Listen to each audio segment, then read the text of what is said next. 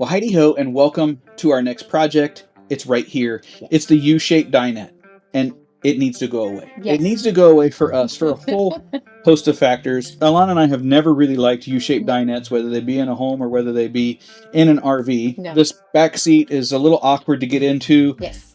It really limits the positions that you can sit in, which then adds to premature cushion wear, which happens here. Yes. And then also, whenever you have the factory dinettes, the backs are usually the same thickness as the lower cushions so that this can be converted into a bed. We're not really that interested in that. We do want to be able to lounge here to have movie night, but we really feel like if this was just a little thinner, we could sit properly in the seat a little more comfortably. We want to accomplish a larger table, so I've got a little bit more keyboard and monitor space. What we sacrifice? Well, we sacrifice one storage cubby that's here, but honestly, it's a little difficult to get to. I think we're okay with that because we're going to be able to add some space that I'll talk about in the other two benches pretty well. Now, our plan is to do this really on a budget. Yes.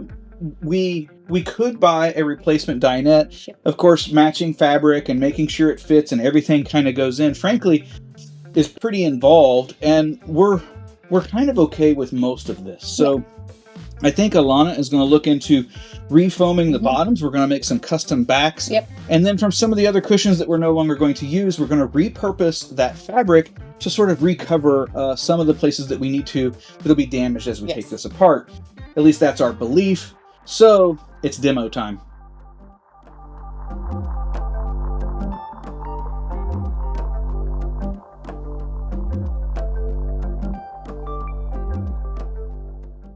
Well, there we go, dismantled, or at least as dismantled as we are taking it. In fact, we've actually taken a few things off that we didn't really have to do. You may be noticing that there's something missing here if you have a similar RV. We actually had seat belt brackets in the three major seat positions, and we went ahead and took those out when we were investigating our ideas about this project. And I gotta tell you, they are heavy. So if you're never using those, get yourself some additional storage and get those brackets out. Speaking of those brackets, we do have, I guess, a little bit more dismantling. We need to drop those bolts out through the slide outside and then seal that back up.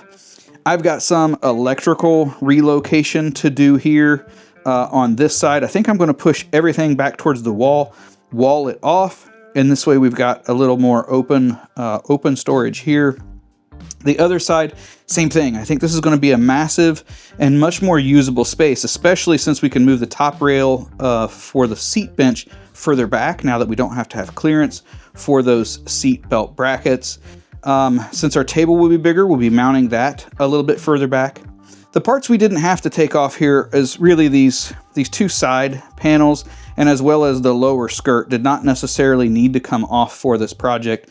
We did that, there's some dust bunnies that absolutely needs to be gathered up from this spot. But also for us, I mentioned in another video that we've got a Starlink router that we're going to be mounting up there, and I want to be able to connect that through a pass-through outside. So the pass-through harness or all the wiring for the slide comes up through that little umbilical cord there. And I want to be able to route the Starlink up and through the cubby back behind the TV so the router can be up here. Nice and neat. So yeah, I think as far as tonight goes, Alana wasn't able to get her new seat foam yet, but that doesn't mean we don't have some work to do. So we're going to reupholster the bench fronts here. You can see where there was a little bit of damage here from that partial wall for the third seat up against the wall. Same over here, but here there was also a pass through. So there was sort of an L-shaped storage capability there. We're going to plug that hole, reuse that board. Same here. Plug the hole, reuse that board. I want to move that outlet, like I say, further down towards the bottom.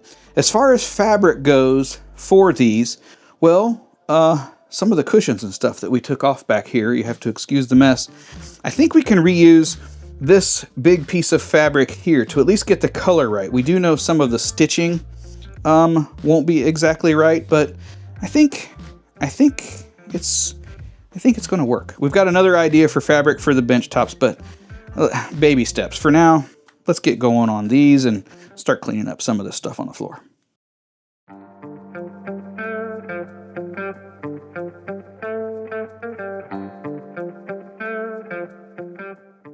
Well, there we go. We've got one back to no fabric on it. Went mostly, I think, like we expected. There's a buku boatload of staples. Alana's working on the second panel here. I was a little surprised that the fabric actually has a little bit of foam here. Maybe you all won't be, but I was. And then it looked like there was another 1/2 inch bit of padding, just lightly adhesived on here with some piping. So I think this will go back on pretty okay. I got to fill this. I think this is 1/2 inch plywood, so I'm going to cut a blank there to fill that hole. I don't know if the one for the outlet will be that significant once we get it rewrapped, but yeah, so far so good. Well, we got this hole all plugged up here with a scrap piece of 1/2 inch plywood that I happen to have here around the house. And the way we secured it is with some more scrap. And I lightened them up. I put holes in them to keep the weight down on the build. No, seriously, this was a scrap switch panel, and it's like 090 aluminum, so I thought it would work really well there to hold that in. It's plenty secure. With some 1/2 inch screws, that's good to go. Now, Alana has been over here taking foam and stuff apart on the seats. One thing, well, I'll point out two things here. You can actually see, this is why we're wanting to replace the foam. This is new. This was when it was 5 inches, and you can see where it tapers down.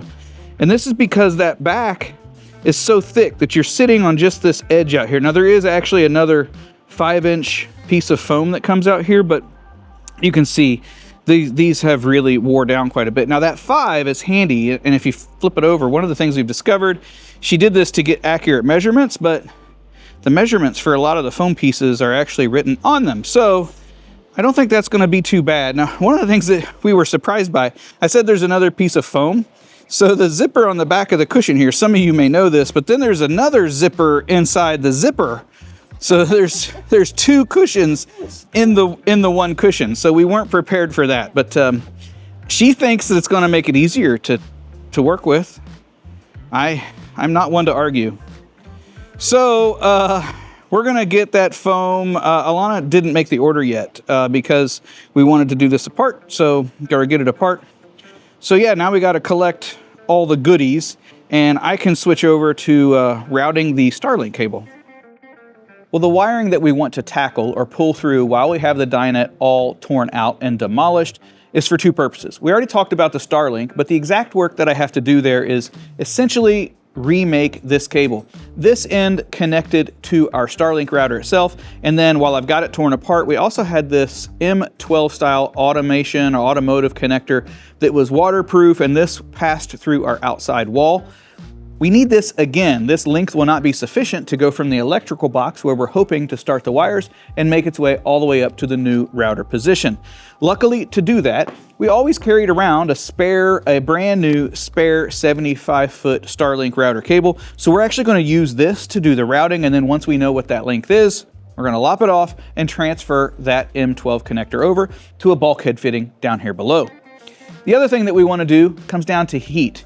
We want to be able to safely add a 1500 watt electric space heater, and the electrical system for your RV really isn't well designed to do that. You need to think about your RV basically as a large extension cord. It's already designed to run on 30 amps, and us adding 15 amps with those outlets and those circuits, it's just not a safe thing to do. If you look it up, you're going to see lots of people with fires.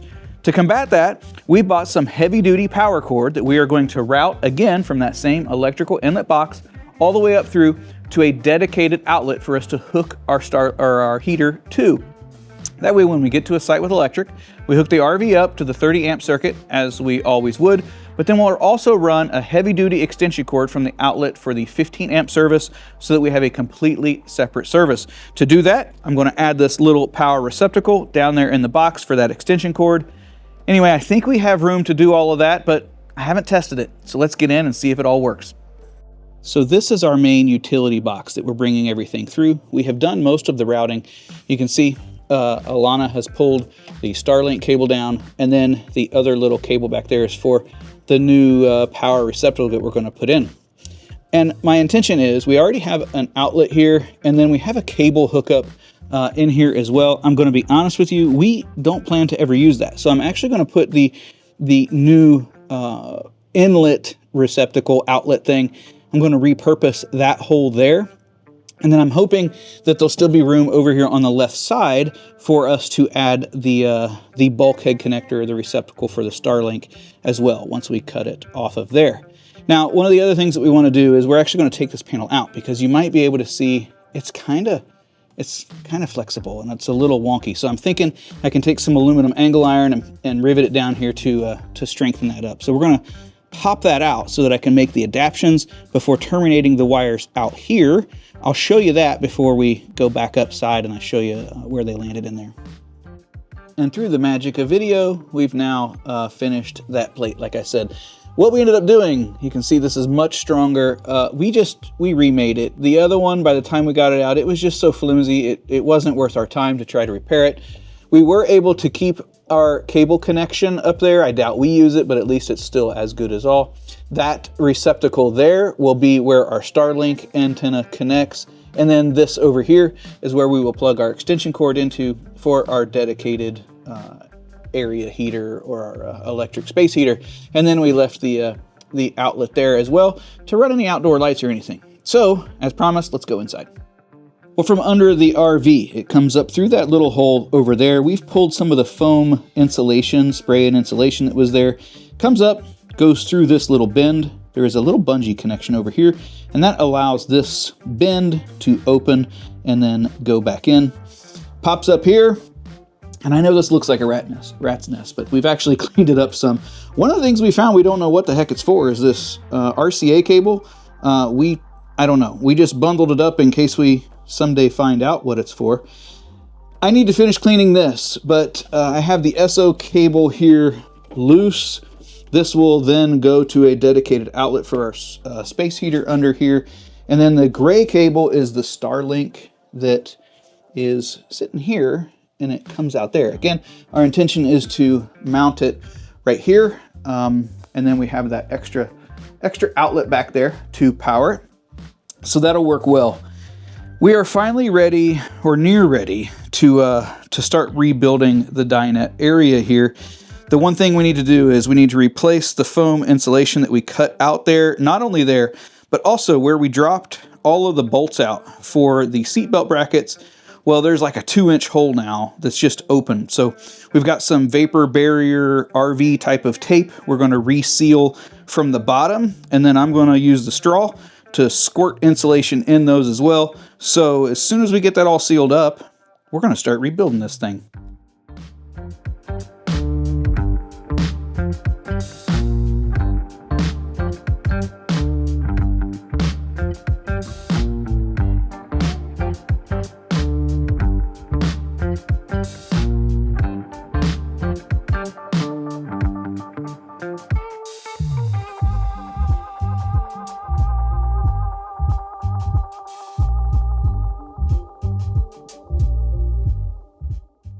Well, finally making some significant progress. The time lapse you just saw was us reupholstering this lower board. And the fabric that we used actually was the top cushion fabric up there, which it kind of made some interesting, it gives us a little bit of an interesting pattern. And then we had to do some creative tucking where it wasn't straight top and bottom. But overall, I think, you know, the color matching is going to be more important for us there, and we're pretty happy with how that's worked out.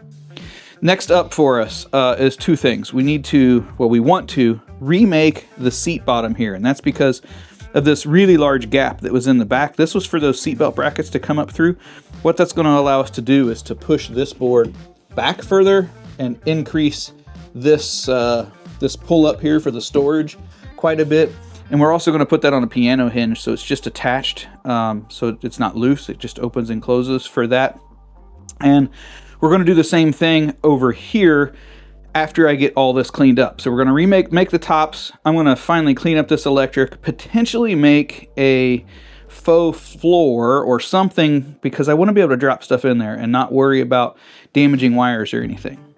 Now, the other thing that we also have done is we have sealed all of the spots around it, so it's fully insulated and everything again. Made just a little bit of a mess, not a problem. We've got a carpet idea for this. So yeah, time to get those benches made. But before that, I'll show you where we sealed outside. So here's what we did on the bottom to seal it up after removing the brackets. There was, in our case, there was 6 bracket mounting spots. Each of those had 2 holes. So 12 total, like 2-inch circles, and they were paired up like this. So we put the tape underneath here and then squirt foam in from the top.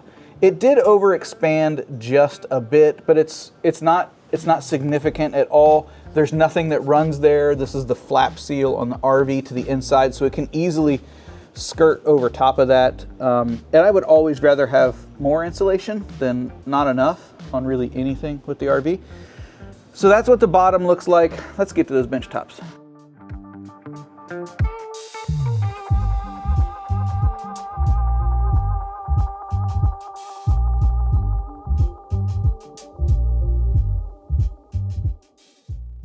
All right, well, we got the bench top made. Take my word for it. That side looks just like it. We'll come back over here soon.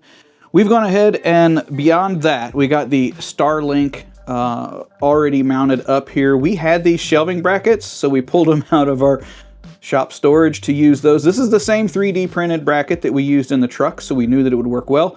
Little aluminum plate here for the top, and this is very, very robust on the wall. We also kept our wires all nice and tidy with this track for the antenna cable as well as the power. And then it goes down there, and you may be seeing a little surge suppressor power block kind of thing.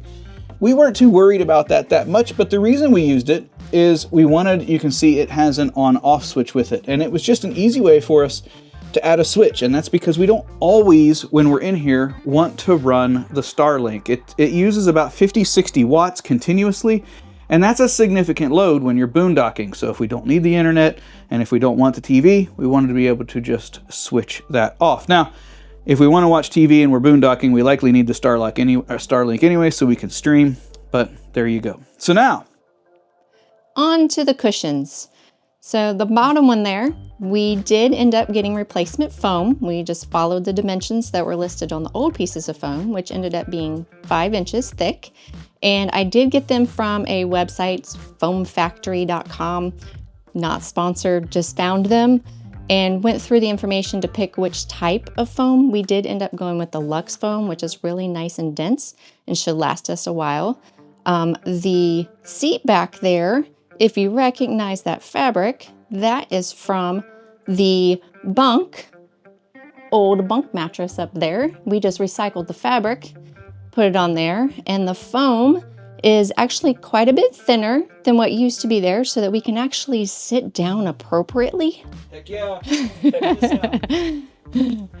My legs, I'm back. Yeah, you're not sitting on a third of this cushion anymore, you're using the whole thing. Where it ends, it actually is kind of a nice little bit of lumbar. Yeah, so it did end up a little bit higher than normal, and that is to make up the difference for when we have the table in there and we want to lounge a little bit. So it did end up just a little bit higher, but the cushions was also a recycled part from our old rooftop mattress, so that didn't cost us any. So yay. All right, and last update here is down in here where we had that wiring mess. You can see it is now all cleaned up and tidy. Alana has convinced me to not worry too much about building in a faux floor or anything. She's going to add a little bit of carpet down there.